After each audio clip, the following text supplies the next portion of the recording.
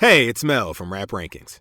To hear the full episode this clip comes from and all of the other episodes, check the link in the description, stop by raprankings.com, or search Rap Rankings on your favorite podcast platform. And please consider liking, subscribing, and commenting to help us grow the channel and continue our journey as hip-hop's first and premier extreme podcast. Track 1, Love Sosa, produced by Young Chop. Come on. What kind of asshole do y'all think I am? 8-. A flat 8.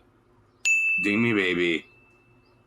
This is tied for favorite on the album. There's another song I like as much from an enjoyment POV. For the record, I think this is better than that song, but I enjoy them just the same. You know, going into this album this week, I was certain that this would be my highest rated song on the album, my favorite song on the album. Spoiler style, it isn't. Wow. I would even say I could see this potentially dropping to a 7+ one day. And here's why. I admit I'm powered by nostalgia, number one. Mm-hmm. I've always been here for the chorus and the beat more than anything else. So that remains true. That's number 2. And 3, the copy pasta. Well, it's been turned into a copy pasta, but it's iconic at this point. The rant up top from this guy in the car. I want to talk about that right now. It's iconic, but it does make the songs take a long time to start into the music of it all, really. It does. I could see in a club setting, I would play the single version and cut the intro. You gotta play the single version in that kind of setting. So for that, I give this a flat 8, because while I do think it's iconic, and in an album setting, like we're kind of discussing this in right now, I think it works really good to like kick off. This wouldn't kick off the album well necessarily without a little bit of a build up to it. I like that this is on the album version. All the times we talked about setting the stage, this really helps tie into, in a historical sense. Like, say I had never heard this album before until this week. This would have been like, okay, so this is what the vibes were in 2012. This man is right, and not only that. Oh, this is where that meme came from, essentially. Like, right?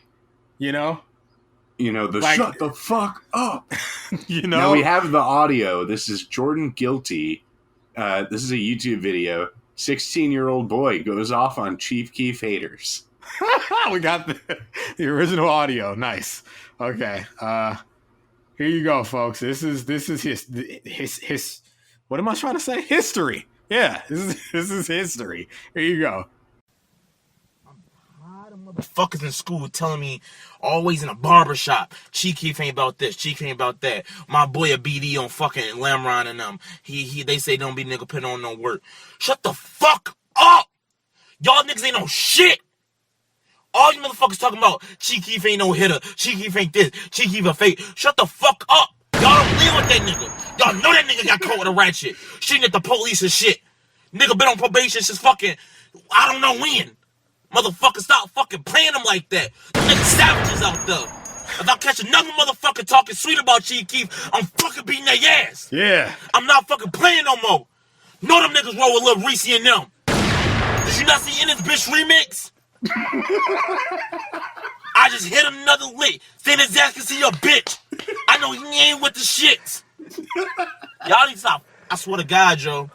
That shit irked me the fucking most, bro. When somebody sitting up there talking about, nah, Keef ain't about that. He be rapping about that. Shut the fuck up. I know when a real nigga rapping because I feel that shit. And I feel Keef.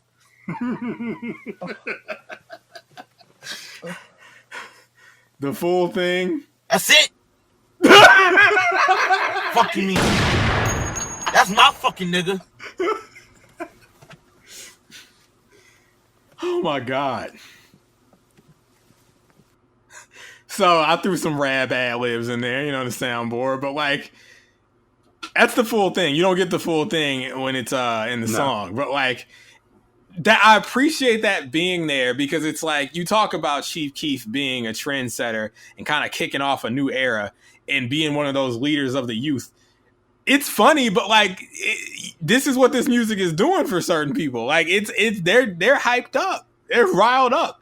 This man is marking out for his like a presumably favorite rapper. I mean, Yeah, I don't know if I would do bro, a rant like that for somebody who what's wasn't. crazy though, if you think about it, this album is in 2012. Back from the Dead is in 2012, the mixtape that came before this. You know, where I Don't Like originated from.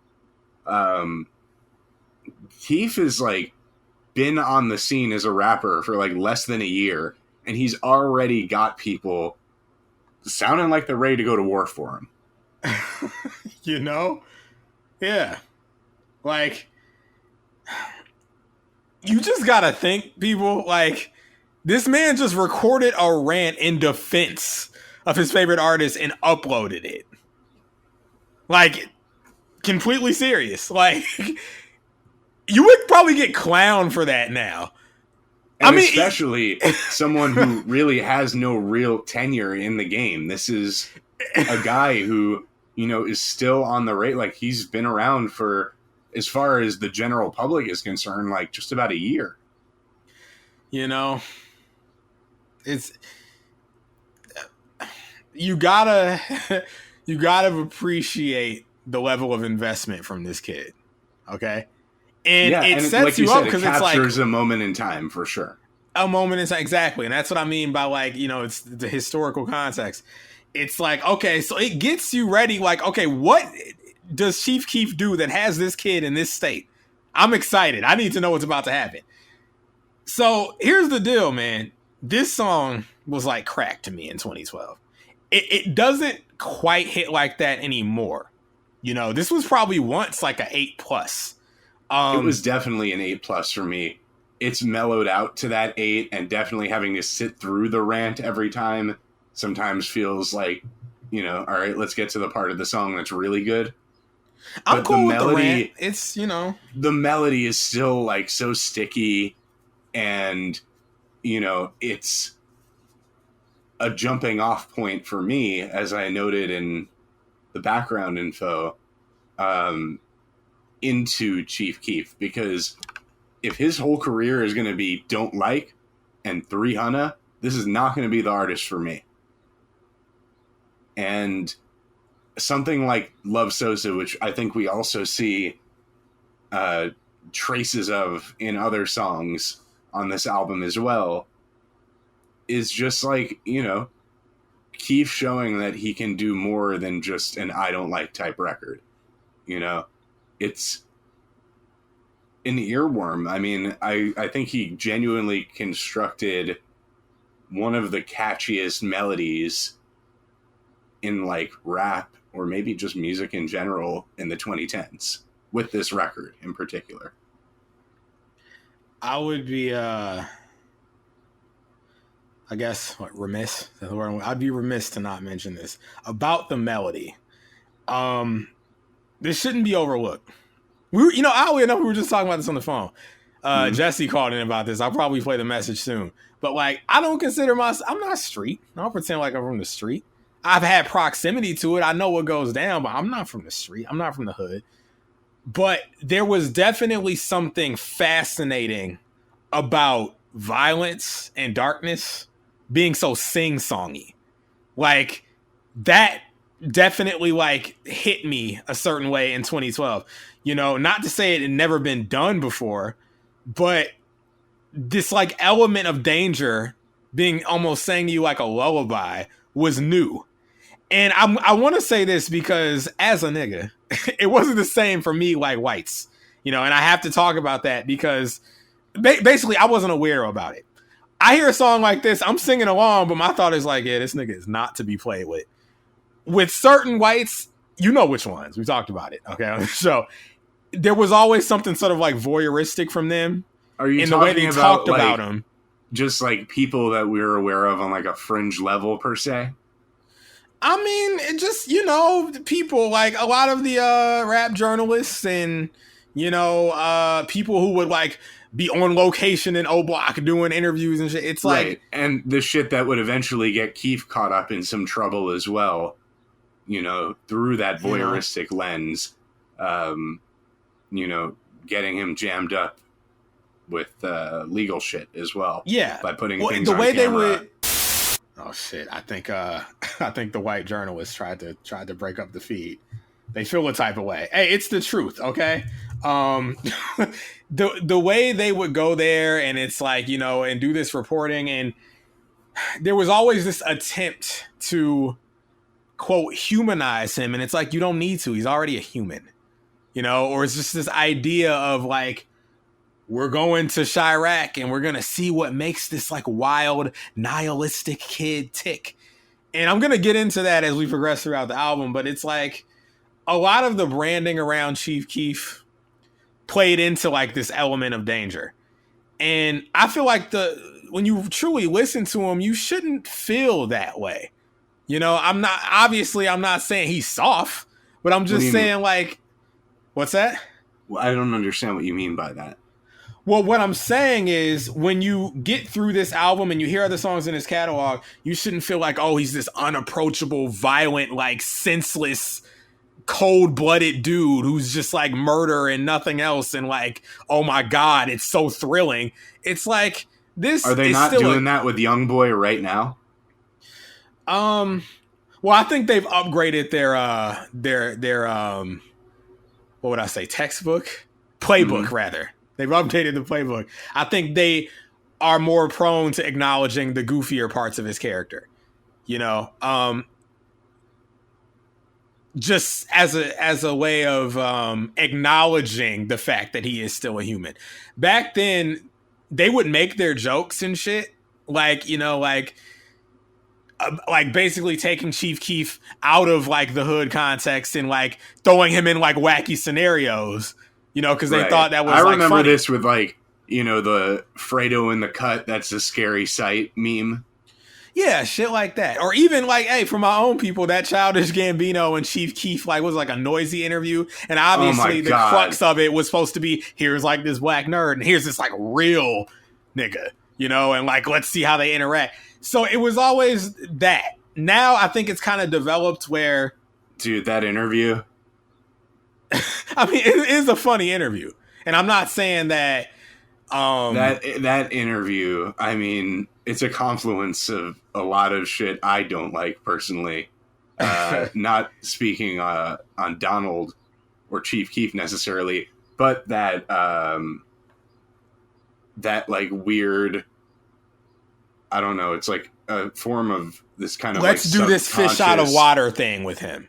Yeah, you know? It's the subconscious racism that I think a lot of these people engage in, where it's like, you know, it's honestly what fuels a lot of the reaction culture on YouTube, where it's like black guy hears Metallica for the first time, like, you know, it's, you feel me?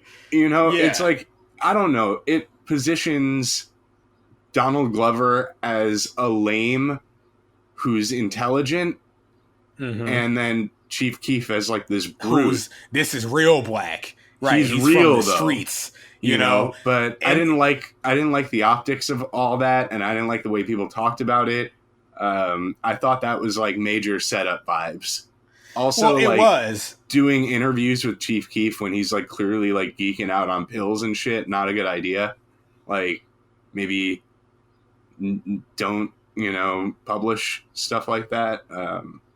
But there was a lot of exploitation. I don't think I've ever seen him geeked out. Oh, yeah, there was a lot of exploitation going on of Chief Keef in 2012 and 2013, and I think, you know, him getting out of Chicago, and that was not really a choice of his own, but necessity, and coming to LA. One of the few people that goes to LA and like actually things chill out for them. Right. But he was being heavily exploited in 2012 and 2013 by a lot of people that, quite frankly, were like much older and should have known better and did know better. But, you know, there was a bit of a feeding frenzy around him. We talk about it a lot in our Back from the Dead review. Yeah, out now exclusively on Patreon. But there was this sort of, I mean, just to final note on that interview, to, you know, Donald Glover's credit, I mean, he spoke to him like a human being, you know? I mean, there were obviously moments where he was playing into the idea that like Chief Keef might not be familiar he thought with he was certain saying aspects of a fart redacted instead of a fuck redacted. Yeah. You know, and he was right. saying a fart, like Chief Keef, a fart.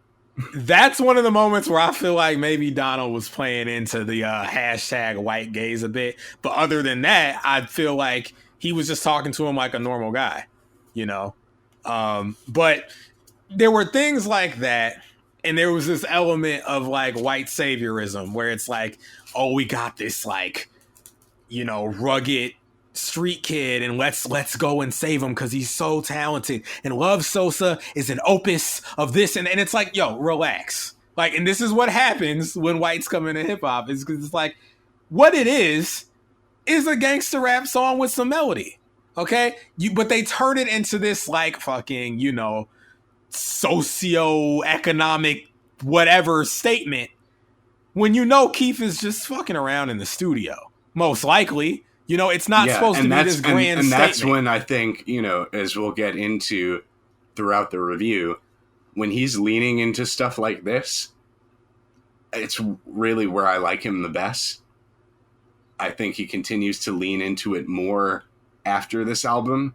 Some of the more cookie cutter stuff starts to go away.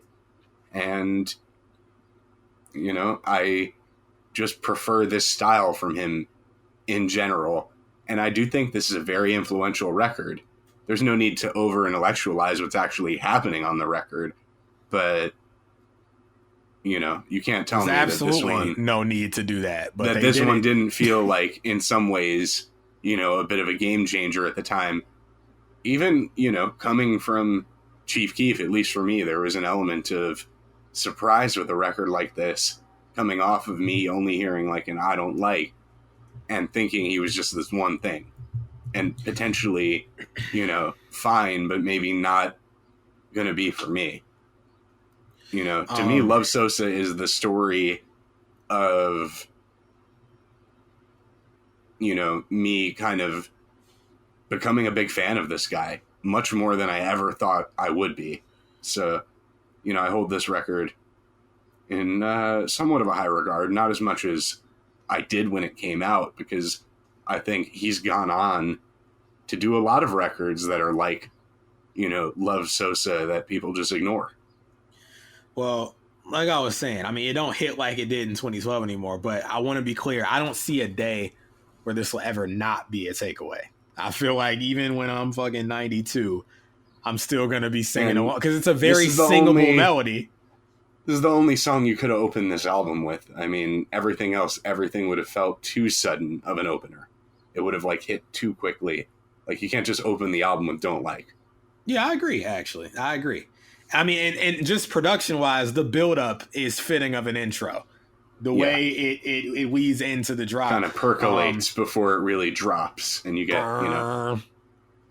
Yeah, it's you gotta lock in and build up to that drop. And I will say, speaking of 2012, if I haven't said it before, I thought it was Lamb Chop on the beat. I thought his name was Lamb Chop, but it's Young Chop. We know that now. I'm not the biggest Young Chop fan overall. Like, I'm just gonna say it. I think Keef is more interesting production wise. Chop and him have made some classic records together. This is one of them. They continued to make a couple after this.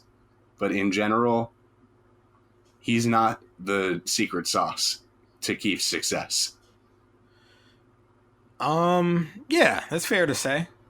It's more than fair to say, because the thing is, if he was, you know, Chief Keef would have fell off after, you know, working heavily with Young Chop. Yeah, and right? I mean, they've reconnected several times to do more records together. So it's not like, you know, him working with Chop isn't still an option, that they haven't made good songs. But in general, I'm not the biggest fan of Young Chop. I don't think that he's made enough beats I've liked throughout the years, quite frankly. Some of my favorite production on this album comes from other people. I mean, I'll say this. I don't think Young Chop has ever been as impactful to my ears as he was in 2012. So if that means anything, granted, it's not like I've been seeking out his production catalog all this time. So, maybe there's stuff was out the peak, there. though, for sure. I mean, that was when he had these big records with Chief Keef. He did the record with Rick Ross and Drake, and what was it, Little Reese, maybe? Well, the sound was newer too. So yeah, I think we were still kind of living off the fumes of Lex Luger and Southside beats as well. So it was a pretty easy transition for people. Yeah. It's like the drill sound isn't that far off from, the Atlanta trap sound. Yeah, it's definitely darker. Yeah. More sometimes the kick drums or the 808s are like a little more propulsive and a little more, machine gun style. Yeah. Like I said, I mean, I'm here for this beat and I'm here for this chorus. No matter, I'm willing to bet on it. As old as I get, I'm still gonna go up for these bitches. Sosa, and I know it, fucking with them. Oh boy, he got a all time melody off. What can you say? He made something like, if it's not in the American songbook, it's in the rap songbook for sure, and that counts for something. And not for nothing, he does this a couple other times on the album. I like how he carries over the melody of like a money chorus into his cadences for the verses. So it's basically I made a note about that, actually. One long chorus, and he does that several times throughout this album. I like it, actually. This was actually the first time I really took note of it happening. Because I'm sure it had been happening in hip hop, but like rappers carrying the chorus into the hook with like, little to no alteration, either in melody or lyricism. I mean, it's both here. But like, I feel like this is around the time where I started seeing that more. Now, you can look at it one of two ways. Like, either it's a crutch in songwriting, or it's just like writing the catchiness, like for what it is, and not I think it's writing up. The catchiness. And sometimes he'll do it, and he's doing it on the back of something that's not that catchy, and it doesn't benefit. So, you have to start with something good, and then stretch it out a little bit. But I think that, like, it wasn't something I actually noticed that he did consciously. Like, I'm sure subconsciously I understood that's what's happening as I'm hearing the music. Right. But I had to go and actually, think about it this week analytically. And, there's not a whole lot of meat on the bone here. So I got into song structure a lot. And I thought it was interesting how these songs are structured, because it's like obvious, like I've known how this song has gone for 10 years, but it just occurred to me as I'm trying to piece together, why do I enjoy this so much? I think a lot of it is the stickiness is retained in the verses. It doesn't go off and doesn't just like rap with no melody and then go back to these bitches love Sosa, because that would have been a great chorus still. And it's a cool beat. Like, I'd probably give it like probably a 7+. Would have dinged the song. Yeah, it would have dinged the song for sure. It had to be the way it is for it to hit like it does. I mean, it was a smart move. Whatever you think his reasoning was behind carrying it into the verses, it paid off. So, yeah, I mean, there isn't much meat. There are just standout moments for me. Like, I just remember repeating, and I still get a kick at "Guy, y'all some bro boy. Guy, y'all some bro boy." I still say that from time to time as a broke boy. It's fun to say. I get lots of commas. I can fuck your mama. That was a standout. The only other thing is there's like a flow moment in the second verse where it's the only time in the song where he kind of breaks what he's been doing, because he's just kind of been, hypnotizing you. It's the moment where he's like, she gonna clap for Sosa, he gonna clap for Sosa, they do it for Sosa, them hoes they do for Sosa. How to get Tato off the Molly water, so nigga be cool like water for you. Get hit with this lava. Oh, get ready. Topic. That's the only. We gonna get ready. Tato is officially off the Molly as of now. It's in water right now, but stay tuned for updates on Tato throughout the album. Okay, all right. Tato is off the Molly water, folks. All right. So we're on Tato watch. But yeah, Love Sosa is a simple record, simple and effective. And really, there isn't record. Much more to say than that. You know? In terms of songwriting, I think it's a standout record on this album because it's it comes in sticky and it remains sticky throughout, and it's pretty anthemic sounding, even as you described it, like almost like a nursery rhyme. It works. Yeah. And we do have a little more archival before we move on here. So we got 2 Little B freestyles tonight. Historically, fuck. Little B freestyles haven't played well for neither of us on this show, but he always has a chance to redeem himself. This is Lil B, Can't Fuck My Bitch. Yeah, you know motherfuckers said I had bitch troubles. No. What the fuck? I'm gonna tell you about the pink flame though. You know, some people said I have a theory. What? A theory of bitches. You know my bitches said, Little B, I believe you're bitches. Great. This is great. Somebody told me about the bitches. Somebody told me about the bass guy. Fuck it. Yeah. I get the pussy, I get the pussy, I get the pussy, I get the pussy, I get the bitches, I get the bitches, I get the bitches, I get the bitches. You can't fuck my bitch, no way, no man. 56 bitches, I'ma tell you who's a fucking man. It gets very tedious. My main bitch is greedy, she wants to fuck me, bitch you can't handle me. It gets very tedious. Might be the Lil B experience. Jesse, gay cock and Lil B, you can't say anything about anyone in rap if you're going to keep co-signing that shit. I will never say gay cock and Lil B. I enjoy too many Lil B records to say that. I'll say this. I enjoyed the banter up top. Once the actual freestyle dropped, I can leave it, where it is. But the banter was funny. Listen, Lil B's got joints, but you gotta sift. You gotta do a lot of sifting. That's a lot of sifting for a pedophile. That's all I'm saying. Oh man! All right, what else we got here? Well, the complainer's back, folks, which is better than the pedophile. Yeah. Yeah, I guess so. Yeah. I'm teaming up with the complainer all day over the pedophile. This is, look, I'm not gonna make sense of his gibberish. This is something he did. I'm not even going to tell you what it's called because he's a complainer.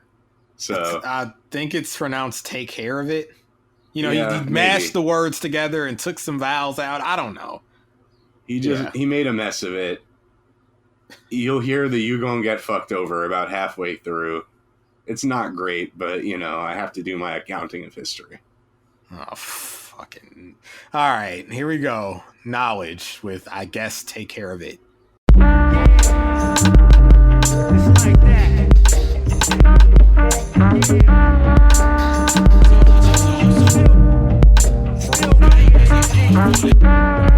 it? You want to make a no noise? No noise. The beat didn't need that. Actually, the beat was fine. It didn't need that. The beat was fine, and then you just added in the nonsense for no reason. Oh my god. Knowledge.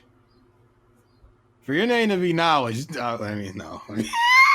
I was gonna do it, and I don't want the smoke. I don't want it. I'm not gonna say it. Bro, he's a complainer, okay? He's gonna. I know, which is why I don't want to start nothing with him, because this is a life lesson. Don't start anything you don't actually want to continue. Deal with, yeah, Reggie Miller style. Yes, Reggie Miller sunned me on Twitter in 2014. It happened. Okay. Sure, I've talked about it before. All right. It worked though. I gained a lot of respect for him that day, and I never talked crazy again. You stopped calling out public figures. Yeah. Willy-nilly. I mean, I was never much for that anyway, calling out public figures. Like, usually I just keep my distaste to myself, but I will admit, I thought Reggie was a hoe. I thought he was an easy target, and that nigga rose up on me and just punked me in front of everybody. It was crazy. Yeah, I'm not gonna lie. a public figure approached me for free Willy Woo, and I had to tell him, we don't do comps, man. What? What public That's figure? all I'll Are you say. not at liberty to discuss? I just think it's best practice to not bring that up. You know, perhaps down the line, maybe there's something. It was Dwayne Johnson, wasn't it? He's on hard times. He's looking for anything. It's not Dwayne Johnson, okay? It was Dwayne. I know it. But it's definitely someone who could have afforded the Willy Woo 2-piece, okay? Oh, man. Anyway. Yeah, look, love Sosa. Jesse's a public figure, right? I mean, in the sense that we're all public figures, but... Right. Yeah. Listen, 2012 Classic still holds up. Yeah, agreed. It's fallen from a plus to a minus, but it's still an 8. Yeah, So, yeah, it's fallen from a plus to a flat for me. All right, so, yeah, bang, bang. You know, all that. You got anything else? Yeah, the white journalists should be the ones paying out the reparations. I'm glad you said that. Because yeah, that was the final thing I was gonna say. The only reason I bring up socio-political whatever stuff in relation to this song is because it ties into my point about this at its heart being a simple song with a catchy melody and a great performance and a booming beat.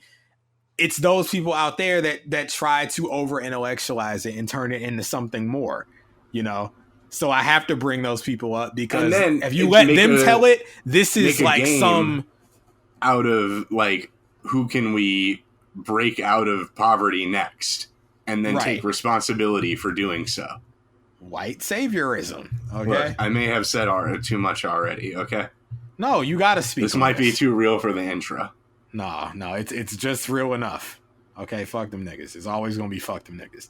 I sat by and watched them make mockeries of my people and make profit off my people for God knows how long. Okay. So anyway, fuck the over intellectualizers. Keef, keep on rocking in the free world. And all right, I'm just gimmick infringing now. You want to move on? We got to move on. Okay.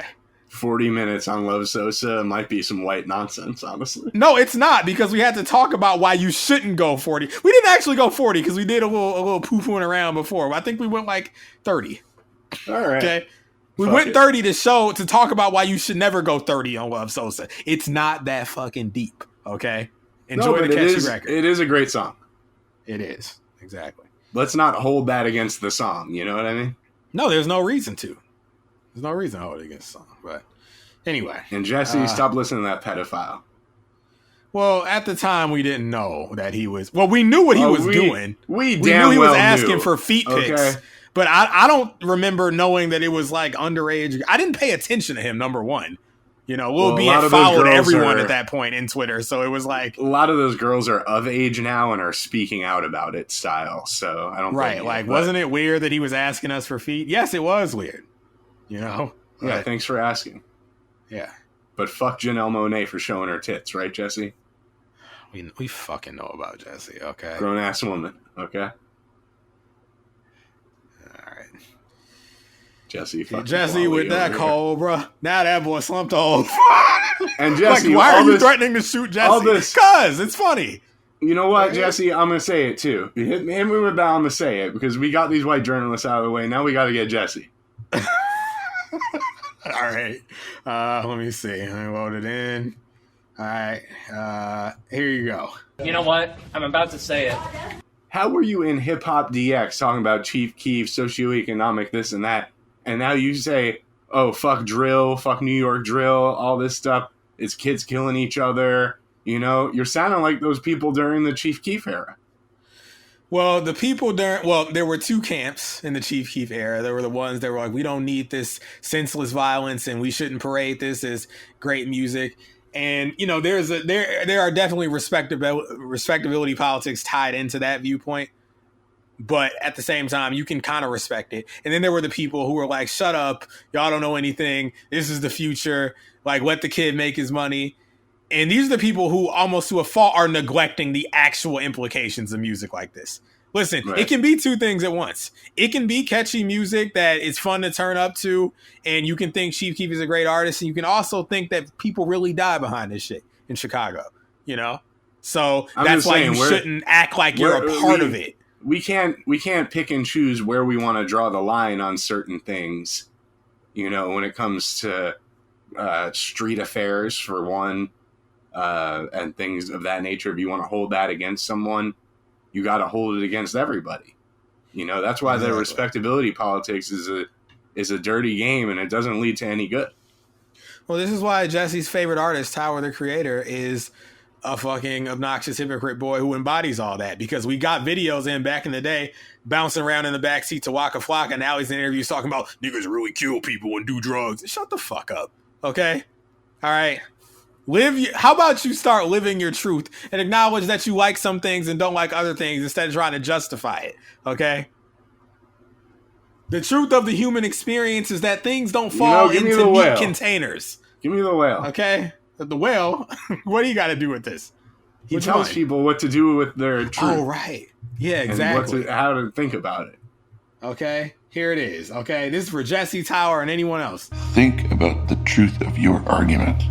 All right? It's fine to be biased. If you just want to like certain people because you like their music even though they embody violence and not like these other people, at least admit it's because you just like that person and don't like that other person. Don't try to make a grand proclamation about violence in music unless you're ready to think about the truth of your argument. Okay? And that's that on that, as my grandma would say. Would you like to move on? Yeah. Listen, folks, it's all love, but you know, sometimes we gotta whoop your asses and remind you, you know, we gotta all do better out here. I consider Jesse a brother, but I gotta check his ass all the time, okay? So you know, because you pronounce his name Kweli, you know? Exactly. Jesse Kweli. I'm not dropping this narrative until he cleans up his act, okay? Now, we can move on. Hey, it's Mel from Rap Rankings. To hear the full episode this clip comes from and all of the other episodes, check the link in the description, stop by raprankings.com, or search Rap Rankings on your favorite podcast platform.